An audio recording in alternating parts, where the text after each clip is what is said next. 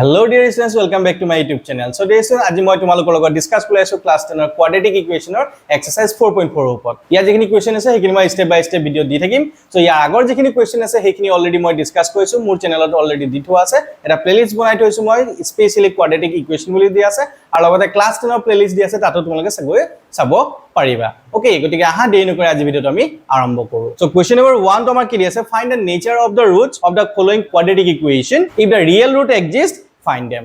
ঠিক আছে, প্ৰথমতে আমি কি কৰিব লাগিব, নেচাৰ অফ ৰুটস মানে মূলৰ প্ৰকৃতি প্ৰথম উলিয়াই ল'ব লাগিব। ঠিক আছে, মূলৰ প্ৰকৃতি উলিওৱাৰ পিছতে আমাৰ যদিহে আমাৰ বাস্তৱ মূল থাকে, ৰিয়েল ৰুটস থাকে, তেতিয়ালে ইয়াক আমি উলিয়াব লাগিব। সো এতিয়া আমি নেচাৰ অফ ৰুটস যেটো ডিসক্ৰিমিনেশন আমি পালো সেইটো আমি উলিয়াই লওঁ, তাৰ পিছতে বাকি কোৱেশ্চনখিনি আমি সলভ কৰো। ওকে, গতিকে আহা কোৱেশ্চন নম্বৰ 1 টো মই লৈ লওঁ। সো তোমালোকে চাবা এটা কোৱেশ্চন নম্বৰ 1 টো মই কি লৈছো, 2x² - 3x + 5 = 0। ঠিক আছে, সো ইয়াক প্ৰথমতে আমি কম্পেয়াৰ কৰিম যেটো আমাৰ কোৱাড্ৰেটিক ইকুৱেশ্যনৰ জেনাৰেল ফৰ্ম আছিল, ax² + bx + c = 0 where a not equals to 0। ঠিক আছে, কম্পেয়াৰ কৰিলে আমি কি বুলি কম, হিয়াৰ ইয়াত a ইকুয়াল কি আছে 2, b ইকুয়াল কি আছে -3 আৰু c ইকুয়াল আছে 5। ওকে, a b c ভ্যালুখিনি আমি কম্পেয়াৰ কৰি উলিয়াই ললো। তাৰপিছত আমি কি কৰিম, therefore b² - 4ac।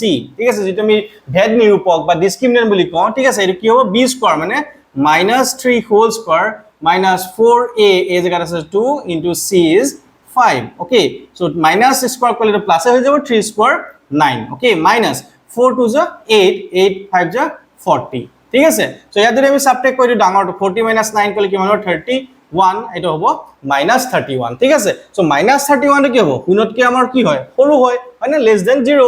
So less than 0 যদি হয় কি হ'ব আমাৰ, চাবা তোমালোকে, therefore it does not have any real roots। Okay, কোনো বাস্তৱ মূল নাথাকিব। যদি বাস্তৱ মূল নাথাকে তেতিয়ালে আমি কোনো ধৰণৰ ইয়াৰ যিকোনো মেথডে আমি কোনো মেথডে আমি কৰিব নোৱাৰিম। ঠিক আছে, বাস্তৱ মূল নাথাকিব। ইন ফিউচাৰ তোমালোকে এইখিনি কমপ্লেক্স ৰুট পাবা। ঠিক আছে, যদি এডভান্স মেথছ আছে বা ইন ফিউচাৰ তোমালোকে হাই সেকেন্ডাৰী যদি বিচাৰা তেতিয়ালে ইয়াৰ পাৰ্টখিনি পাবা, কিন্তু এতিয়ালৈকে ক্লাস 10 ত আমি এইটো ইমানটা আমি থৈ দিম। ওকে, সো কাৰণ আমি এটো -31 পালো, আমাৰ গ্ৰেটাৰ দেন 0 হ'ব লাগিব বা ইকুৱেল টু 0 হ'ব লাগিব, তেতিয়া আমি এইখিনি উলিয়াম। ওকে, সো ডিয়াৰ স্টুডেন্টস, এতিয়া মই নেক্সট কোৱেশ্চন লৈছো। কোৱেশ্চন নম্বৰ 3 টো কি দি আছে চাবা তোমালোকে, 2x² - 6x + 3 = 0।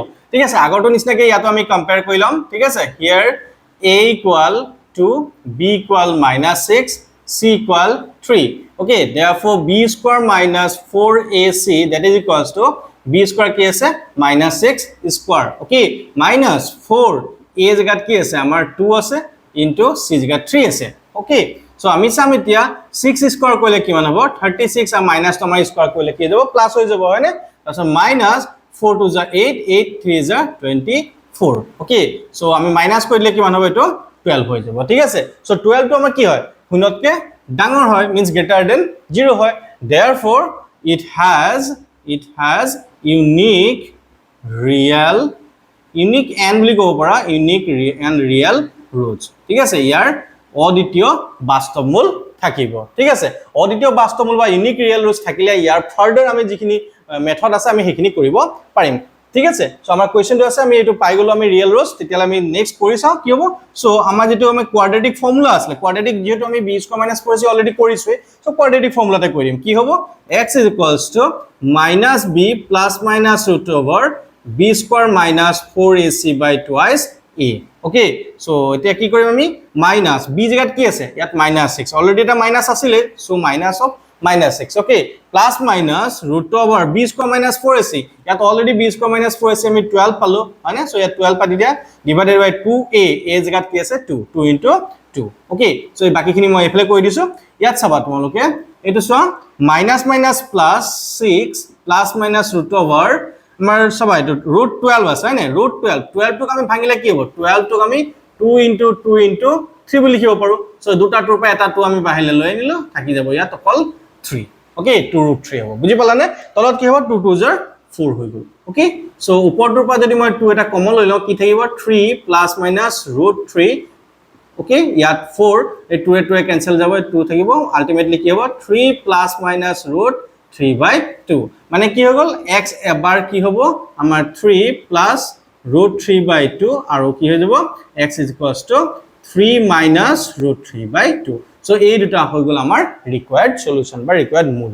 ঠিক আছে সো আশা কৰো তোমালোকে বুজি পাইছা কিবা যদি ডাউট আছে তোমালোকে কমেন্ট সেকশনত জনাই দিবা ঠিক আছে আৰু যদি কিবা এক্সট্ৰা কোৱেশ্চন আছে বলে ইয়াৰ ৰিলেভেন্ট বলে পঢ়া নাই তোমালোকে কমেন্ট বক্সত দিবা এইখিনি মই নেক্সট ভিডিও দিবলৈ ট্ৰাই কৰিম ওকে সো আহা নেক্সট আৰু এটা কোৱেশ্চন ৰুট থকা কোৱেশ্চনটা কইলো কাৰণ ইয়াত ৰুট নাই নৰমাল কোৱেশ্চন আছে ৰুট থাকিলে কেনেকুৱা ধৰণে আমি কৰিব লাগে আমি হেতু কৰি চাও ওকে সো ডিয়াৰ স্টুডেন্টস মই কোৱেশ্চন নম্বৰ 7 টো লৈ আনিছো এটো কি দি আছে চাবা সো এই কোৱেশ্চনটোক আমি আকৌ আমি যেটো জেনাৰেল ফৰ্মৰ লগত কম্পেয়াৰ কৰি চাও তেতিয়ালে কি হ'ব হিয়াৰ a equal 1 x square coefficient একো নাই মানে 1 এটা আছে হয়নে তাৰছত b is equals to -2 root 3 and c equals to -9 okay so এতিয়া কি কৰিম চাবা তোমালোকে therefore b square minus 4ac that is equals to b value আমাৰ কি আছে -2 root 3 so -2 root 3 whole square minus 4 a জায়গাত আছে 1 into c জায়গাত আছে -9 okay so এতিয়া চাবা তোমালোকে -2 স্কয়ার কৰিলে তোমাৰ প্লাসে হৈ যাব আৰু 2 স্কয়াৰ কৰিলে কি হ'ব এবাৰ মই পাতি দিছো 4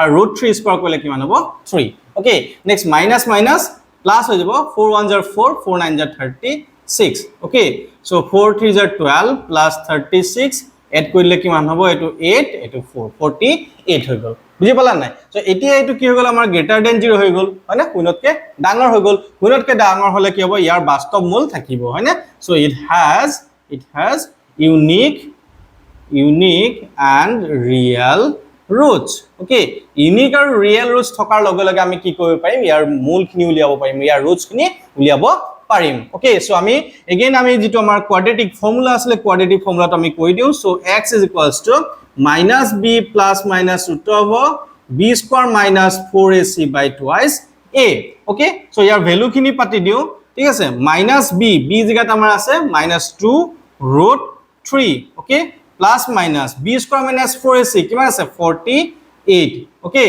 divided by twice a জায়গাত কিমান আছে 1 okay so এটো এফালে কৈ দিছো মই এতিয়া চাবা এটো মাইনাস মাইনাস প্লাস হৈ যাব ওকে সো আমা কি হ'ব 2 √3 প্লাস মাইনাস এটা 48 টো আমি ভাঙি চাও ঠিক আছে 48 টো যদি চাও আমি 48 টো আমি কি লিখিব 3 into 16 লিখিব পাৰো আৰু 16 এর স্কয়ার রুট কিমান হয় 4 হৈ যায় হয়নে সো 4 √3 বুলি আমি লিখিব পাৰিম ঠিক আছে নেক্সট 2 1s are 2 হ'ব সো এতিয়া কি কৰিম আমি এই উপৰটো পা 2 এটা কমন লৈ লও ঠিক আছে ইয়া থাকি যাব √3 plus minus 2 √3 by 2 2 to cancel কৰি দিও তো এটো হৈ যাব আমাৰ √3 plus minus 2 √3 ঠিক আছে so therefore x equals to এবাৰ কি কৰিম √3 plus 2 √3 কৰি দিম ঠিক আছে that means এটো আমাৰ কি হ'ব 3 √3 হৈ যাব and আমি x equals to এবাৰ কি কৰিম √3 minus 2 √3 ঠিক আছে তো 2 √3 par √3 যদি গুছি যায় সিম্পলি কি থাকিব √3 বাট সাইনটো আমাৰ কি হৈ যাব মাইনাস হৈ যাব তেতিয়ালে আমাৰ কি হল x equals to এবাৰ আমি 3 √3 পালো আৰু এবাৰ কি পালো -√3 পালো